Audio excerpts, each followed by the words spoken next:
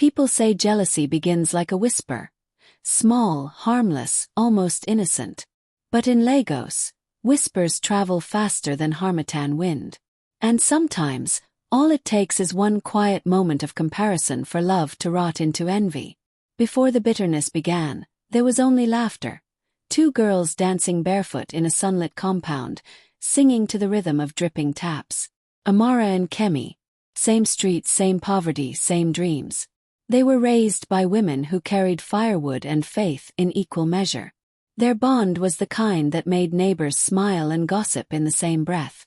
Kemi, soft like early rain, found beauty in small things, mending torn uniforms, braiding hair for children, humming hymns as she cooked. Amara was her opposite, fierce like Lagos traffic, bold enough to argue with conductors twice her size. Where Kemi was calm water, Amara was restless flame. Together they made balance, until the city began to separate them. After secondary school, Kemi got a job in a small tailoring shop by Ojulegba. Her fingers became magic, her needle stitching people's dreams into fabric. Amara refused that quiet life. "This Lagos no go see my back," she'd say, tying her scarf high and strutting like the streets belonged to her. Years later their worlds changed. Kemi married Toby, a mechanic with grease-stained hands and a loyal heart. They lived in a one-room apartment, surviving on love and laughter. Every evening, Toby would wash Kemi's hands after dinner, and she'd smile like a woman who owned the world. Amara, meanwhile, had captured the attention of Chief Duro, a wealthy businessman who spoke in promises and perfume. He gave her cars, gold, and a house with mirrors big enough to make her forget who she was. But even gold has silence. Even perfume can't hide emptiness. The day Amara visited Kemi and saw Toby drying his wife's hands with a towel, something inside her cracked. She couldn't explain it. That sting behind her ribs, that ache she called curiosity but was really hunger. That night, as she lay on silk sheets beside a man who barely noticed her, she whispered to herself, "Why does her small life feel bigger than mine?" It was the first question that turned light into shadow. And jealousy, patient and quiet, began to wake. Lagos can dazzle you into believing happiness comes with a price tag. Amara's world had become a parade of glittering lies. Red wine, soft jazz, and smiles rehearsed for photographs. Chief Duro's mansion in Ikoyi looked like heaven to outsiders, but to her, it was a museum of silence. Everything gleamed, yet nothing glowed. He gave her everything except warmth. Every gift felt like a leash. When she laughed too loudly, he frowned. When she spoke of wanting to open a small boutique, he said, "Focus on enjoying life, my dear. Business is for men." His voice was rich, calm and cold, the kind that froze a room. Sometimes at night, she'd stand by the window, watching headlights weave through Lagos traffic like restless fireflies. She'd wonder if Kemi was awake too, maybe folding laundry, humming hymns beside her husband. That thought always stung. Her phone glowed beside her bed. Hundreds of likes, comments calling her goals. Yet when she scrolled through Kemi's profile, one picture stopped her. Kemi and Toby laughing over bowls of gari and groundnut. No filter. No caption. Joy. Amara stared until her eyes blurred. Days later she decided to visit. The compound hadn't changed. Clotheslines sagged with laundry, the air smelled of pepper soup and diesel, and gossip floated like perfume. "Auntie Amara don't arrive," the children shouted, chasing her car. She smiled, stepping out in her heels, every movement deliberate, every laugh loud enough to hide the tremor in her voice. Kemi ran out, wiping her hands on her wrapper. "Ah, Amara. See you looking like a Lagos Madam O." They hugged warm and brief. Inside the small living room, Toby returned from work, his face glowing with the sweat of honest labor. He greeted Amara politely, then turned to Kemi with eyes so soft it made Amara's chest tighten. He washed Kemi's hands after they ate, dried them with his own shirt, kissed her forehead and smiled. Amara looked away. Her expensive perfume suddenly felt cheap. When she got back home that night, the silence in her mansion felt heavier. Chief Duro was on a call, laughing with someone else, a woman's voice on speaker. Amara turned off her phone, removed her earrings, and stared at herself in the mirror. "Why does her small life feel bigger than mine?" she whispered. Outside, thunder rumbled softly, as if Lagos itself was warning her. But jealousy never listens to thunder. It only listens to pride. Jealousy never announces itself. It creeps in quietly, wearing the face of reason. At first, Amara only thought about Kemi in passing. Her laughter, her simple life, her husband's devotion. But thoughts became comparisons, and comparisons became questions. Why does the world seem to reward contentment more than ambition? Why did love skip her mansion to visit Kemi's little room? Each time Chief Duro ignored her, she saw Toby's gentleness in her mind. Each time he shouted, she heard Kemi's laughter echoing faintly through memory. Soon envy took root, not loud but deep. Started with small things. When Kemi posted new clients or happy moments, Amara felt her chest tighten. She would screenshot and zoom in, searching for flaws that didn't exist. "Look at her wrapper," she'd whisper to herself. "Cheap as always." But beneath every insult was a wound bleeding quietly. One evening, she scrolled through social media and saw a picture of Kemi and Toby at a birthday party. His arm around her waist. The caption read, "Grateful for love that grows." Amara threw her phone across the room. The screen cracked like her pride. The next morning, she met a friend for brunch and began to talk. Softly, strategically. "You know that my friend Kemi," she said, sipping her drink. "Her husband. I heard he flirts with customers. But she pretends not to see." Her friend gasped, and the gossip spread like Lagos rain. Sudden and everywhere. By nightfall, the story had reached Kemi's shop. When Kemi confronted Amara, her voice trembled. "Why would you say such a thing?" Amara laughed, masking guilt with sarcasm. "Ah, is it me that typed it? Lagos people just talk too much." But when Kemi walked away with tears in her eyes, something in Amara shifted. Guilt mixed with triumph, the dangerous blend jealousy always brews. Days later, Chief Duro returned home early, his tone sharp. "I heard your friend Kemi mocked me at that party," he said. "That I'm too old for you." Amara froze. The lie she planted had grown thorns. She wanted to deny it, but her pride wouldn't let her. "Maybe she did," she muttered. The next day, Chief Duro stormed into Kemi's tailoring shop, humiliated her before her workers, and withdrew a major contract he'd given her months earlier. Kemi stood there, heartbroken, unable to understand how friendship could become a weapon. That night, rain fell on two different roofs, one small and humble, the other vast and lonely. But only one woman slept in peace. Trouble never knocks twice in Lagos. It breaks the door on the first hit. When Chief Duro's scandal burst open, it didn't whisper. It screamed across news blogs and gossip radio. Allegations of fraud, fake contracts, unpaid workers. In 1 week, the man Amara had built her dreams around vanished like mist. His mansion was sealed, his cars seized, and his name dragged through every market woman's tongue. Amara woke up one morning to find policemen at her gate. "Madam, pack your things. This property now belongs to the government." She laughed at first, the hollow kind that sounds like fear pretending to be brave. But when they threw her clothes into the street, reality sank in like rain through cracked ceilings. By nightfall, her designer bags lay scattered in mud.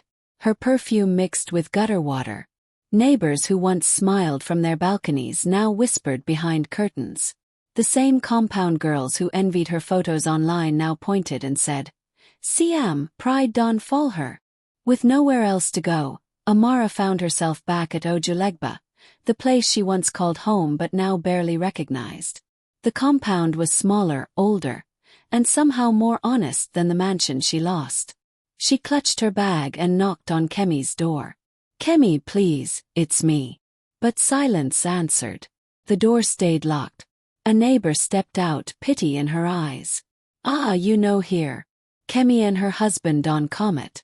Trouble scatter their marriage. That Chief Duro man disgrace her, call her names. Her husband vex, Carry her go Port Harcourt. They never come back. Amara's breath caught. The air thickened, her chest burning. Her own lies had destroyed not just her life but her friends. She staggered backward, collapsing by the old well where they used to wash clothes as girls. The same well that once reflected sunlight now showed her reflection, pale, cracked, broken. In the water, her face rippled, and for a moment she saw Kemi's eyes staring back, full of tears and disappointment. "Why?" the reflection seemed to ask. Amara pressed her palm against the cold stone, whispering, "I didn't mean to. I just wanted to feel seen." But the well kept quiet. Only the wind answered, carrying the distant hum of a generator and a baby crying somewhere in the compound. That night, Amara slept on the same mat she once lent to Kemi years ago. Every sound, the frogs, the distant horns, the laughter of tenants, reminded her of what she lost. The glitter that once blinded her had burned her entire world to ash. And as dawn crept in through the cracked window, she realized something cruel. She was no longer the woman Lagos envied. She was the woman Lagos pitied. Years passed, and Lagos forgot Amara, as it always forgets those who stop shining. Her once famous name became a faded whisper in barbershops and gossip corners. The woman who once rode through Ikoyi in tinted cars now braided hair in a small roadside salon beside a buka. Her laughter softer, her spirit quieter. Her reflection no longer frightened her. It only stared back with tired honesty. She had learned humility the hard way. Still, on some nights when thunder rolled over Ojulegba, she would look out the window and whisper Kemi's name, wondering if her friend ever found peace. Life moved in slow forgiveness until one rainy afternoon.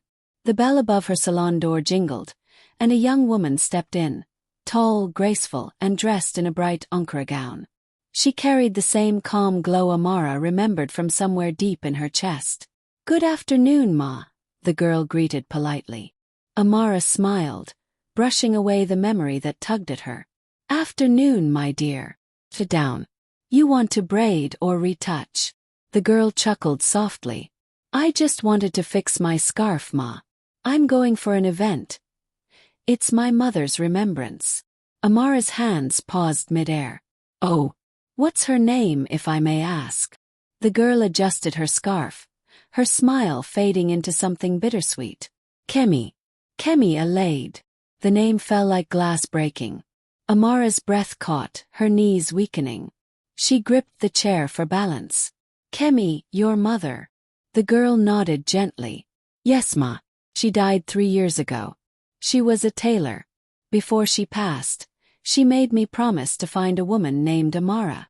Tears gathered in Amara's eyes, her voice trembling. And what did she say you should tell me?" The girl smiled sadly. "She said to tell you she forgave you. She said envy is blindness of the heart, but when the heart heals, vision returns." Amara's tears fell freely now. She sank to her knees before the young woman, clutching her hands.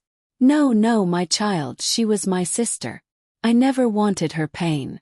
I just lost myself." Temi, that was the girl's name, knelt too, lifting Amara gently. "Mama always said jealousy never means to destroy, but it always does. She prayed that you'd learn to live free again." The salon grew silent except for the rhythm of the rain outside, washing the dust from the street, the same way forgiveness was washing the guilt from Amara's soul. When Temi left, Amara stood by the door long after, watching the rain swallow her footsteps. And for the first time in years she whispered, "Thank you, Kemi, for forgiving me even when I couldn't forgive myself." Outside, thunder rolled again, but this time it didn't sound like warning. Sounded like peace. Weeks turned to months, but Temi never left Amara's thoughts. The girl's voice, her smile, her quiet grace, they reminded Amara of everything she lost and everything she still longed to be. Sometimes Temi stopped by after lectures to braid her hair, and slowly, laughter began to return to Amara's little salon. They would talk for hours, about school, love, life, Lagos dreams, and every time Temi laughed, Amara would close her eyes for a second, hearing Kemi's echo in it. It hurt and healed her at the same time. One evening, Temi said softly, Mama told me before she died that my father stayed in Port Harcourt for years, but recently he moved back to Lagos. He runs a small auto shop now. Amara's heart skipped. Your father? She asked, trying to hide the tremor in her voice. Temi nodded. Yes. I'm visiting him this weekend. You should come. He always talks about Mama, maybe you can share memories with him. Amara hesitated. Guilt still chained her heart, but something stronger, redemption, pushed her forward. All right, she whispered. I'll come. That Saturday, she followed Temi to a quiet street in Surulere. The shop smelled of engine oil and memories. When the man turned, Amara froze. It was Toby. Older, grayer. His once strong shoulders now humbled by years. His eyes widened in disbelief. Amara. Her lips trembled. Toby. I came to apologize. Temi looked between them, confused. You know each other. Toby nodded slowly. Once we all did.